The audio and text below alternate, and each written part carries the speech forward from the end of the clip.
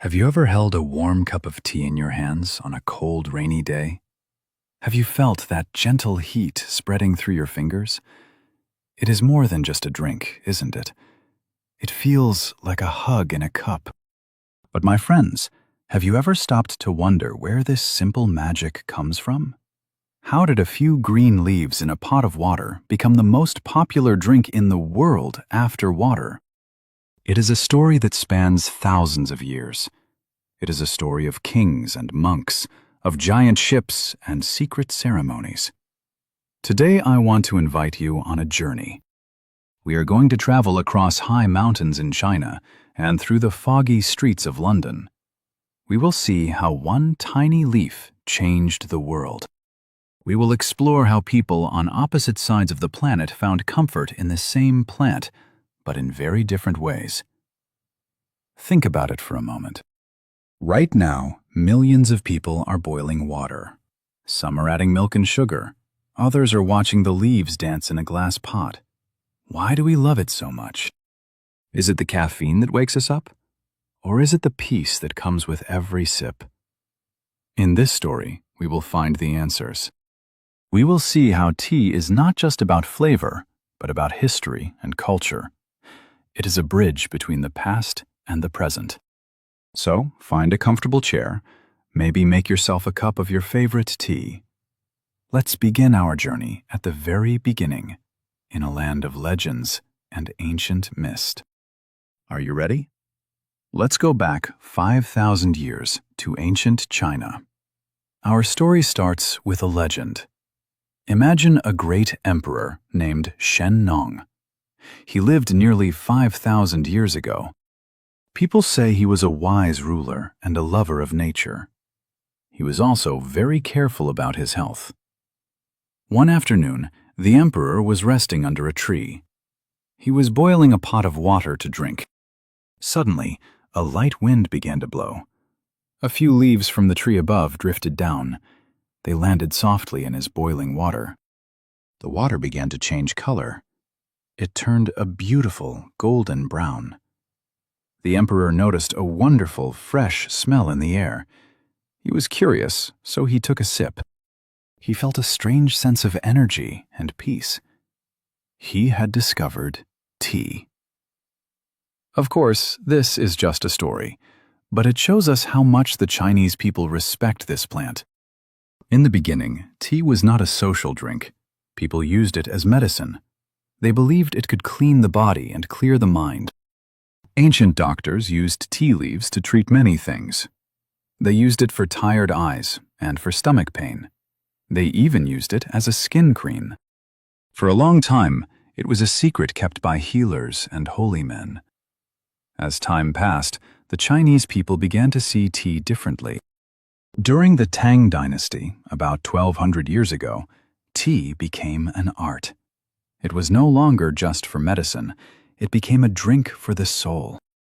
Famous poets wrote about the beauty of tea. They described how it looked like liquid jade. Philosophers taught that drinking tea was a way to find balance. It was a way to connect with nature. In these early days, tea was prepared very differently than it is today. People ground the leaves into a fine green powder. They would whisk this powder into hot water until it became frothy. Can you imagine the bright green color? This was the birth of a tradition. Tea was becoming the heart of Chinese life. It was a symbol of hospitality and wisdom. But the little leaf was getting ready to travel. It was time for tea to see the rest of the world.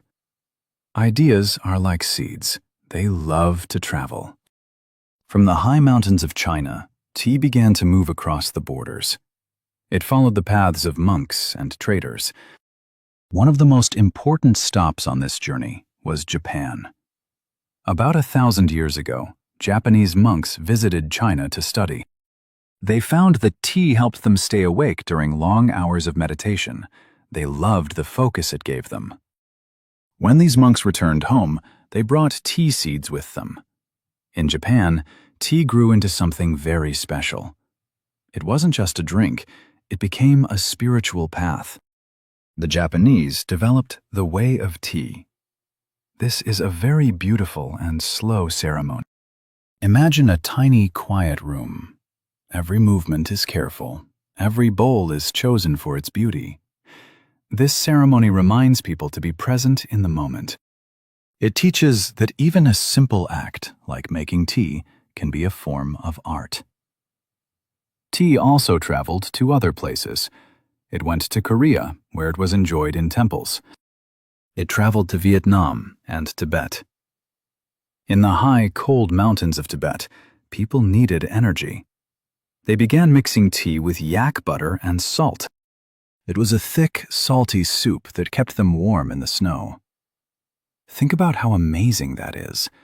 One plant traveled to different lands and became something new in each one. In one country, it was a quiet meditation. In another, it was a salty meal. This shows us the true power of tea. It is flexible. It fits into the lives of the people who drink it.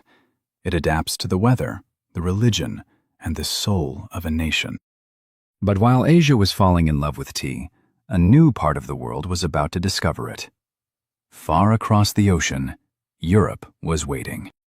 For a long time, the people of Europe had no idea that tea existed. They drank water, wine, or beer. But in the 1600s, everything began to change. This was the age of discovery. Large wooden ships were sailing across the world to find spices and gold. The first Europeans to bring tea back were the Portuguese and the Dutch. Can you imagine the first time a European sailor tasted tea? He probably thought it was very strange. It was a hot, bitter water made from dried leaves from a mysterious land. At first, tea was very, very expensive. It had to travel thousands of miles on dangerous seas. Only the richest people could afford it. It was kept in small, locked boxes called tea caddies. Only the lady of the house had the key. In those days, people didn't know much about how to make it. There is a funny story that some people boiled the leaves, threw away the water, and tried to eat the leaves with butter. They had to learn the secret of the liquid. But soon, the word spread. Doctors in Europe started saying that tea was good for the health. They said it could cure headaches and even bad moods. People in high society started to host tea parties. It became a way to show that you were wealthy and traveled. But there was one country that would change the history of tea forever. A country that was about to make tea its national identity. That country was Britain. At this time, Britain was just starting to build a global empire. They saw the profit in tea, and soon they would find a way to make tea available to everyone, not just the rich. Have you ever wondered why the British love tea so much? It all started with a marriage and a company. Let's look at how Britain fell in love. The British love story with tea truly began with a queen. In 1662, a princess from Portugal named Catherine of Braganza married King Charles II of England. She was a huge fan of tea. She brought a large chest of tea as part of her wedding gift. Because the queen drank tea, every lady in the royal court wanted to drink tea too. It became the most fashionable thing to do. If the queen did it, it must be wonderful. But how did it go from the palace to the regular streets? The answer is a very famous and powerful group called the East India Company. This was a massive trading company. They had their own ships and even their own army.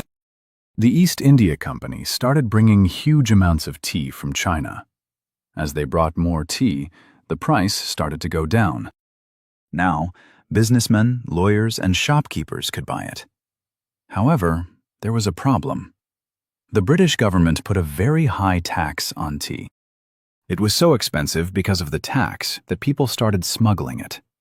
They would hide tea in secret basements and bring it into the country at night on small boats.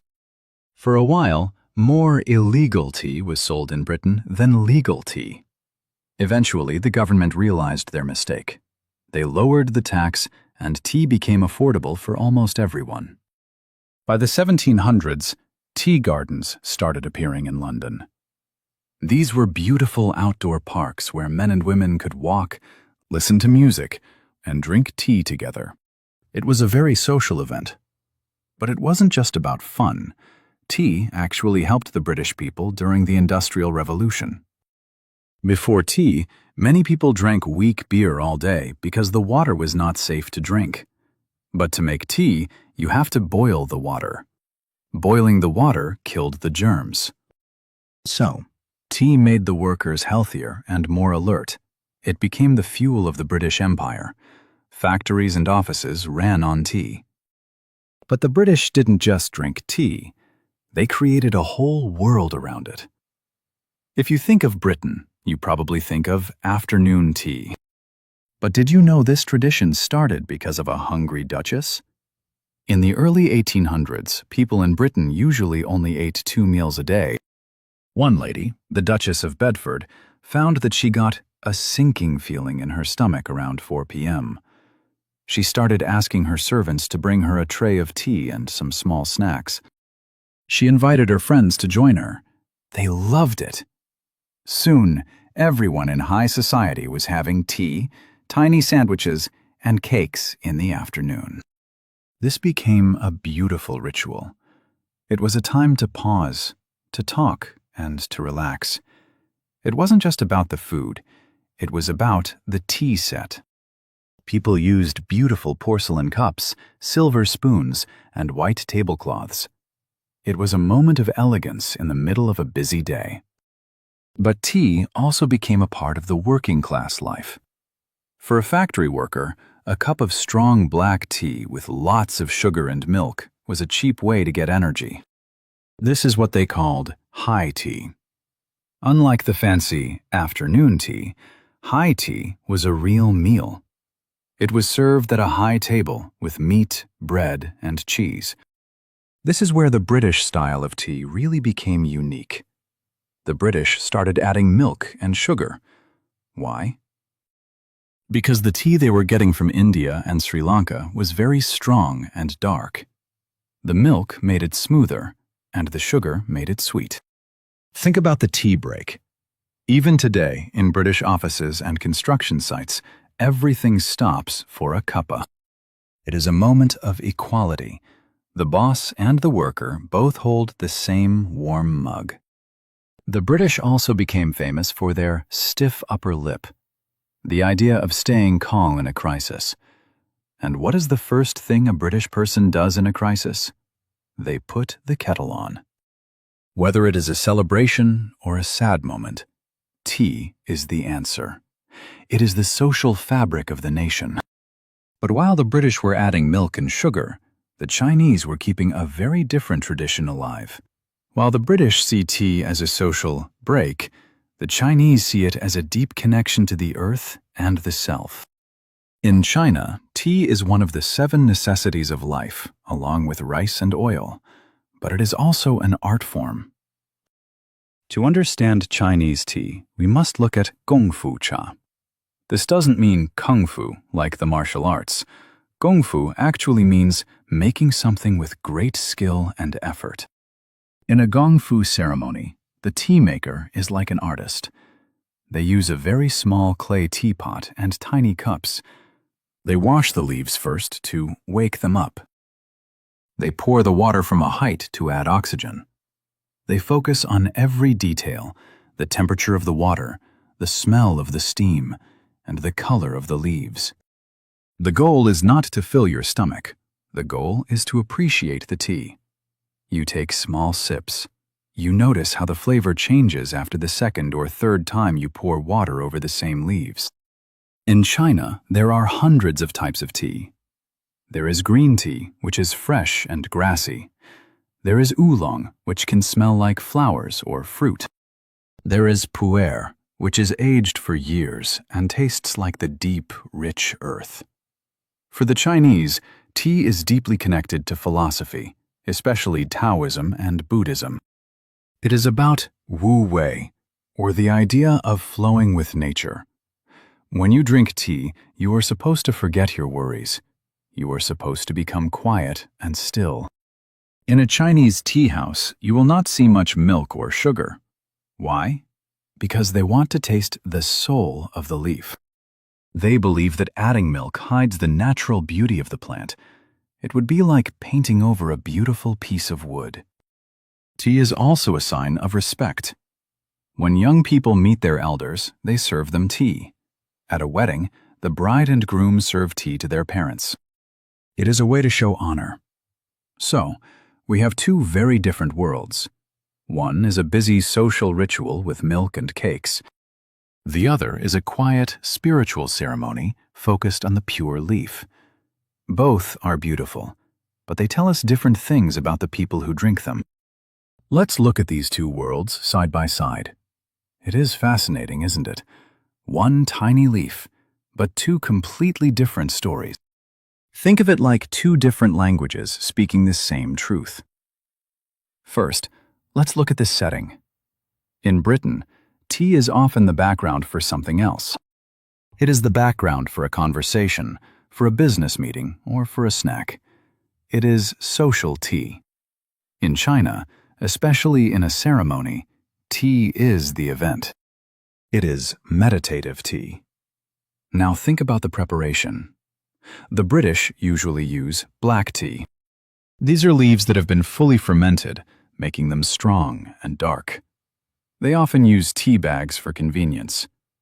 The Chinese often prefer green or oolong tea. They want to see the leaves open up in the water. They want to see the dance of the leaves. What about flavor? For a British person, a perfect cup of tea is often dark, hot, and creamy. The milk and sugar are essential parts. For a Chinese tea lover, the perfect cup is pure. They look for huigan, which is a sweet aftertaste that comes naturally. They want to taste the mountain air and the rain that grew the plant. The philosophy is different too. In Britain, tea represents home and stability. It is a warm blanket for the mind. In China, tea represents harmony and nature. It is a window into the natural world. But my friends, even with these differences, there is a very strong connection.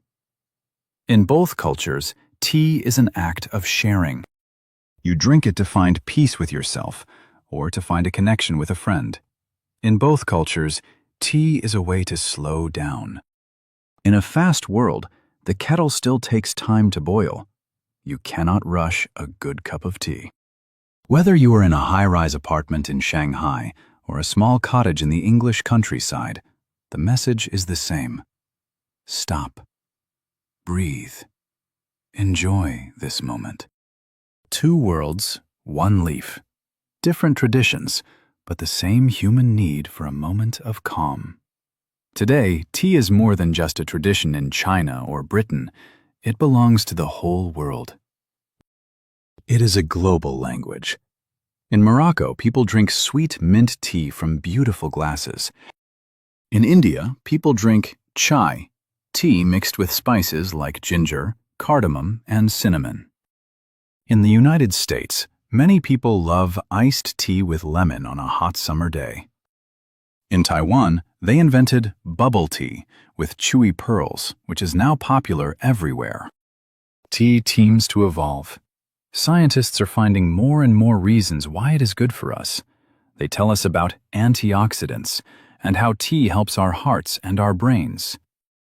But we don't need scientists to tell us what we already feel. We know that tea makes us feel better. Think about the journey this plant has taken. From a legendary emperor's pot 5,000 years ago, to the holds of massive sailing ships, to the royal palaces of Europe, and finally, to your kitchen. Every time you take a sip of tea, you are part of that history. You are connected to the monks in Japan, the duchess in England, and the farmer. You are holding a piece of the world in your hands. So, my friends, next time you drink a cup of tea, I want you to do something. Don't just drink it quickly. Look at the color. Smell the steam. Feel the warmth. Remember the story of the tiny leaf that traveled the world just to be with you? We live in a very busy world. We are always running. But tea is a reminder that we can always find a moment of peace. Thank you for joining me on this journey through the history of tea. I hope it has made your next cup taste just a little bit sweeter. What about you? How do you like your tea? Do you like it pure and simple, or with milk and sugar? Whoever you are, and however you drink it, I wish you a peaceful and happy tea time.